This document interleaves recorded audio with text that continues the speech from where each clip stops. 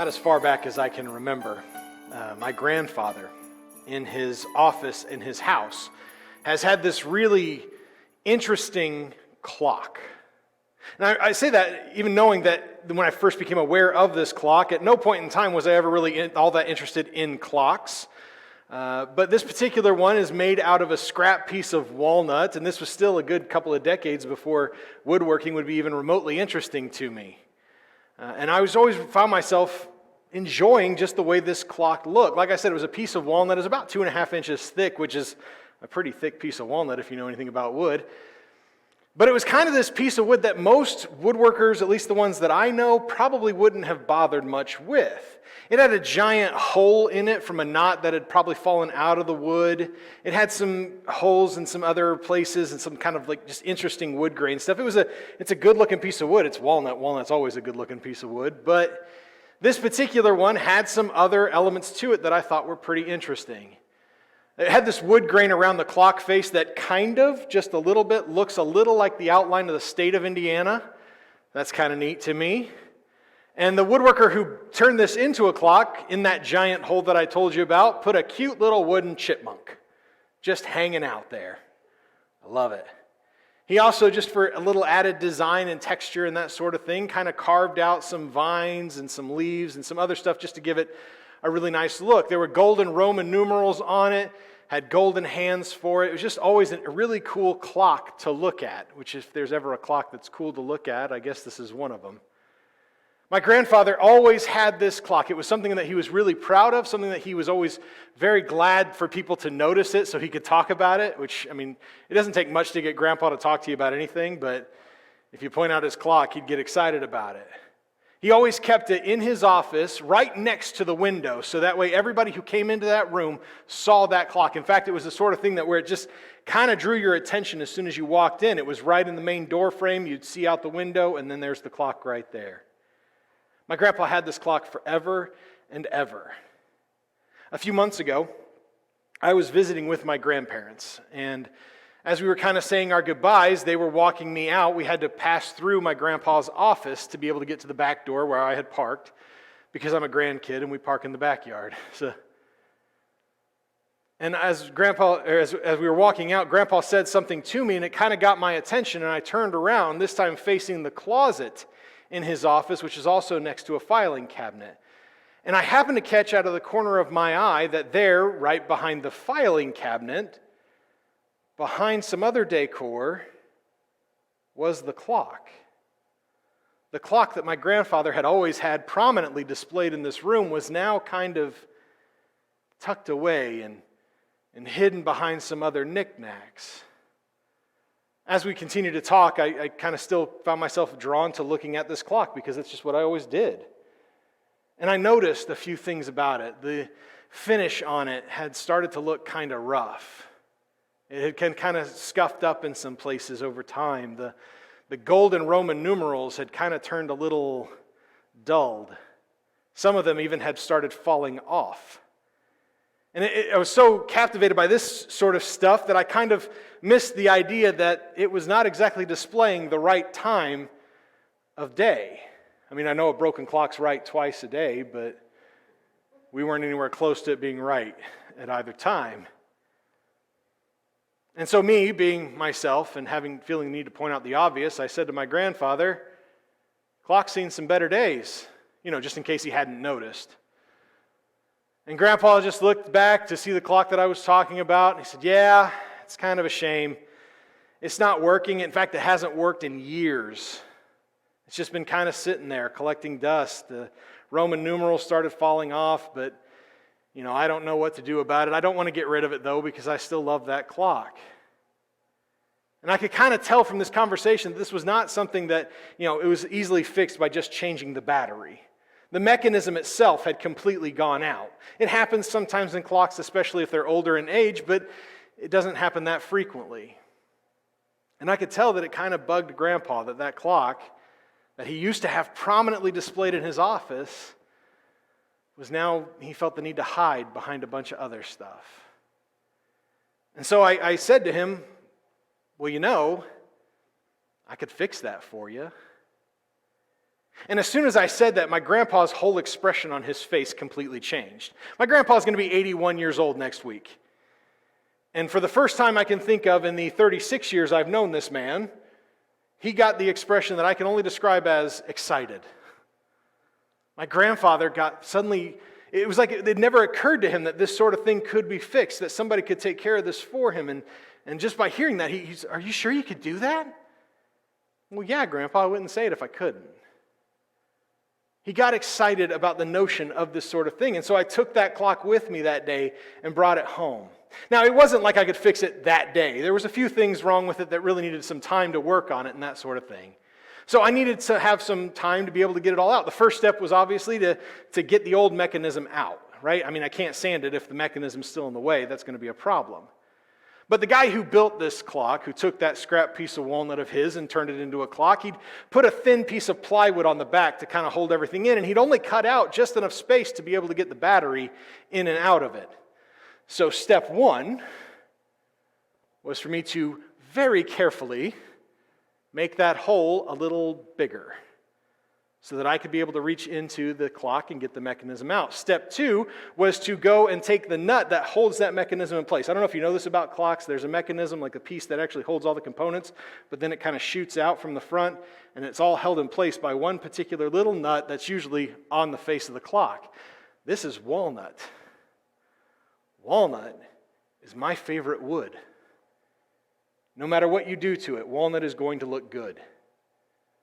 Unless you do something silly like, I don't know, gouge out the wood with pliers while you're trying to get a nut off of a clock face. So I had to be very careful to not do that. Otherwise, I was going to create for myself a whole lot more work. And I don't know if you know this about me, I don't want to work if I don't have to. So after carefully removing the mechanism and getting it out, the next step was to go ahead and sand off all that old finish, to get it just down to bare wood and looking like it was just a fresh piece all over again. That took a little time, and in fact, as my sander was going, it flicked off a few more of those Roman numerals just to get them all off. And eventually, over the course of trying to fix this clock, I had to call my grandpa a couple of times to ask him just some questions. As a woodworker who's building something for somebody else, or in this case, repairing something for somebody else, I want to make sure it's what they want it to be. So I went to Hobby Lobby first, and I was looking for I got the new mechanism, and I was looking for the new numbers to go on the face of the clock, and all they had was regular numbers. They didn't have any Roman numerals. And so while we're at Hobby Lobby, I called my grandpa and said, "Hey, here's what they got. Do you care if it's regular numbers, or does it have to be Roman numerals?" Well, it had to be Roman numerals, of course. And so I said, "Okay, that's going to take me a little bit of time." He goes, "Well, you're ready to put the numbers on it?" "Yeah, I'm ready to get on to the next step." "Oh, I can't wait. This is going to be great." So I ordered the Roman numerals from Amazon, and when they came, they actually came with 4 different sets of Roman numerals in 4 different colors. There was gold, silver, bronze, and black. And so I kind of looked at this as maybe this is Grandpa's opportunity if he wants to go with something other than gold. So I called him up again and said, "Hey, the numbers came in. I've got options for you." "Options?" I gave him the options, said, "Do you want it in this one? Do you want it in that one? What do you want it?" Of course, he wanted it gold. I said, "Okay, well, I'm ready to glue them on. I'll get them glued on today."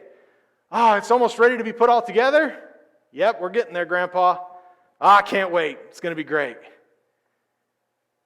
Every time I called Grandpa with another step and another question in the process and stuff, I could tell that his excitement level was getting a little higher. He was getting more and more excited to see this clock that he loved be brought back to its former glory. My only regret in fixing this clock for my grandpa was I wasn't there to see him whenever he saw the clock for the first time. When it was finally done, and I had a couple other woodworking projects to get going on because that's just what you do, they weren't home, and they weren't going to be home for a couple of days. And so I left the clock sitting on their kitchen table. And as soon as he got home, my grandpa saw that clock. He called me right away to just gush over how fantastic it looked, how he couldn't believe that I made this thing look brand new. In fact, he even told me, I really hope the guy who made it isn't watching this, he said it's better than it's ever looked. In fact, it's so good looking to my grandfather. My grandpa was so excited about this clock that he thought couldn't be fixed, getting fixed, that right now it is hanging, not in his office, not in the same prominent spot it used to be. Now it's hanging in his living room, where everyone who comes to their house can see it. My grandpa is so excited because something that he thought could not be fixed, that he thought was so broken it couldn't possibly ever find a way to get made new again, was made new. It's kind of difficult for us when things get broken. If you got a treasured item or possession, when you were a kid, maybe on Christmas Day, in fact, we experienced it this morning, one of Adrian's gifts, whenever she opened it up, it was already broken. Amazon's going to hear from me, don't worry about it. But it's a hard thing when it's something that we care about, something that we like, something that means something to us. When it gets broken, we feel like we can't see a way to fix it. We don't know how it could ever be made new again. But most of the time, things that are broken can be fixed. It just might take some time. Shortly after he had finished creating the world, and shortly after he had made his favorite of all creation, us, it was broken. God had finished making the entire planet. He had finished everything, and he was so excited about this new creation that he had made. He'd made man, he made woman. He was so excited to develop a relationship throughout eternity with them. And then they went and broke the only rule that they had. No sooner had the fruit passed the lips of Adam and Eve than for the first time in the world, brokenness entered. Sin, despair, selfishness, evil entered the world for the very first time. As soon as that happened, the world was broken in a way that it looked like it could not be repaired, because a holy God cannot make himself associated with unholy sin. So for the first time ever, there was a divide between God and man. Right off the bat, fresh out of the box, and it's broken. Possibly beyond any and all repair. And yet, no sooner than was the relationship between God and man broken, that God began a plan. God knew we can fix this. But he knew it was going to take time. In fact, as soon as it had been broken, in Genesis chapter 3, verse 15, God tells the snake, the one that led man to create the first, or to have the first sin, he said, I will put hostility between you and the woman, and between your offspring and her offspring. He will strike your head, you will strike his heel. Understand, the world is still broken, but in this statement right here, God, for the first time ever, and this is just a handful of moments, the bitter taste of their sin is still on the tongue of Adam and Eve. And yet God is already putting a plan into motion to send somebody who will come and will fix that brokenness. Someone who will come and bring a repair in a thing that we don't think can be repaired. God had a plan put in motion. It might seem like it would never be fixed again, but there was hope that God could fix what was broken. Time passed. The world continued to feel the effects of their brokenness. Every man, woman, and child that came into the world suddenly knew what it meant to be selfish, and knew what it meant to be sinful, and knew what it meant to stray just a little bit further from what God had created us to be. The brokenness that was there, that God had told us he was going to fix, no sooner than the brokenness had happened, seemed to be getting worse. That hope that we had felt initially, those who had followed after God, the hope that they had felt that God was going to redeem it, was going to fix it, was going to take that brokenness and make it new, that hope began to wane. It began to get harder to hope into that sort of thing. And so God had not abandoned the world and instead decided to give us a little bit more of his plan to fix it, to reveal, to remind us that I'm still working on this. It still can be fixed. God would point out signs to look for this plan. In Genesis 22, verse 18, Abraham was told by God, all the nations of earth will be blessed by your offspring because you have obeyed my command. The family line of Abraham would be the starting place of where this redemption would come from. That somebody from the line of Abraham would be the one that God would send to fix our brokenness. Time would continue to pass. Hope would begin to wane in that sort of thing, and God would again remind his people over the course of thousands of years. He would remind his followers, his people, that I'm still going to fix it. And every now and again, God would intervene as that hope would begin to diminish, and he would remind them, he would give them one more sign to look for, one more piece of the puzzle of who it was that was going to fix it. In Psalm 89, verses 3 and 4, the Lord said, I have made a covenant with my chosen one. I've sworn an oath to David, my servant. I will establish your offspring forever and build up your throne for all generations. God tells us that the one who's going to come and redeem this is going to come from the line of David, Israel's greatest king, because of course he is. David was the guy that everybody loved. He was the king that led Israel into almost their best prosperity. His son Solomon would go and take them into not just their most prosperous phase, but turn Israel into a world superpower. So of course, this Redeemer is going to come from the line of David. Who else could it possibly come from? In Isaiah chapter 7, verse 14, God gave us yet another sign to look for. This one, possibly the most incredible sign to look for.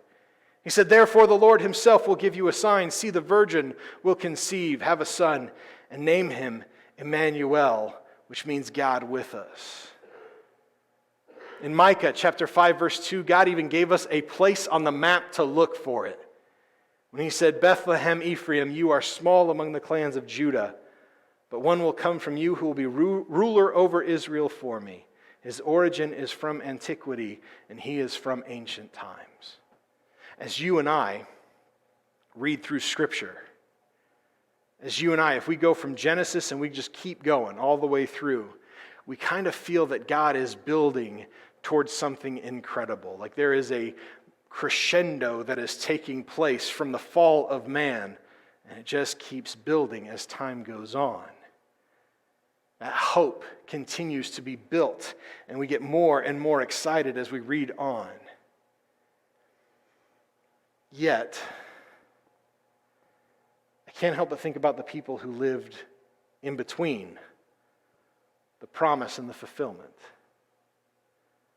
Imagine, if you will, you spend your entire life hearing time after time, sign after sign of someone who is going to come and fix the brokenness that you can't help but notice in the world. You know, just instinctively, that this is not the way the world was meant to be. You know that this is not the plan that God had in place when he first laid the foundations of the earth. You can feel that. And you do everything that you can to hold on to that hope that maybe sometime, maybe even in your own lifetime, that one will come who will redeem. The one who will fix what was broken might just show up while you're alive. But as year after year continues to pass, as you continue to wait for this person that God has chosen to be the one to fix the brokenness of humanity, at a certain point in time, your hope is going to wane, is it not? I don't know about you, I don't like waiting for things. And the longer I wait, the more short-tempered I become, the more frustrated I get, the more, I'll go ahead and say it, the more despair I feel, thinking that this thing that I'm waiting for may never come. And yet God continued to remind his people there's something at work, something that they couldn't see. Yet it's difficult to hold on to that hope when you're still between the promise of brokenness and repair. Until finally, this plan that had been put into motion since the very moment brokenness was first felt, this plan that God had established thousands of years beforehand, this plan of someone who would come and fix the brokenness that would restore the relationship between us and God, something that got broken so early on that there's no chance it could possibly get fixed now. finally, he comes. Finally, this plan comes to fruition. The angel proclaimed to the shepherds in Luke chapter 2, verse 11, "Today, in the city of David, a Savior was born for you, who is the Messiah, the Lord." Today, it happened. Today, all those centuries of promises have been fulfilled. Today, the waiting ends. Here he is. Can you imagine? Just try to put yourself for a second into those shepherds' shoes. Right? I mean, these were all Jewish men. They'd been to temple, albeit they're shepherds, so probably not as regularly as they ought to. They'd heard all the stories. They'd heard all the prophecies concerning this coming Messiah, this supposed Emmanuel, the one who's going to come and fix this brokenness. But I don't think for a second that any of them really expected to see it in their lifetime. And now all of a sudden you're working in the middle of the night and there's an angel. It's pretty hard to dispute, right? This tells you that Messiah is here. That plan that God has put into place is finally there. Emmanuel has come and will begin the process of repairing this brokenness that's evident to every person everywhere. To know that not only there is hope, but that hope has a name. That hope has flesh. That hope is here. That hope had to be thrilling. The level of excitement those men felt on that hill could possibly not be measured. We couldn't really fathom that level of hope. And every year at this time, we sing of the thrill of hope that Christmas presents to us. That hope that it's meant to revive within us. But I'm willing to bet that if we were willing to be completely honest and transparent, maybe that hope sometimes feels hollow to us. Maybe that hope feels empty. It's hard to hold on to hope that this world will find ultimate redemption when every day, every hour, we see how broken this world really is. We still see evidence of the brokenness that took place all the way back at the garden. We still see evidence of it every single day of our lives. Even though we know how significant this child would become to this entire world, even though we know that he has told us that he will return and redeem, ultimately, finally, that he will make all things new, sometimes it's difficult to hold on to that hope, isn't it? Sometimes that's hard for us to believe. But what Christmas is really all about, what Christmas really represents for us, the reason why we get so excited about this day is because it reminds us that God has no intentions of leaving us in our brokenness. He promised us for generations that he would fix this brokenness, that he would send his Son to redeem what was broken. He did. He promises us that he will return, not just to repair, but to make it brand new. Christmas reminds us that when God makes a promise, God will fulfill it. It may take some time,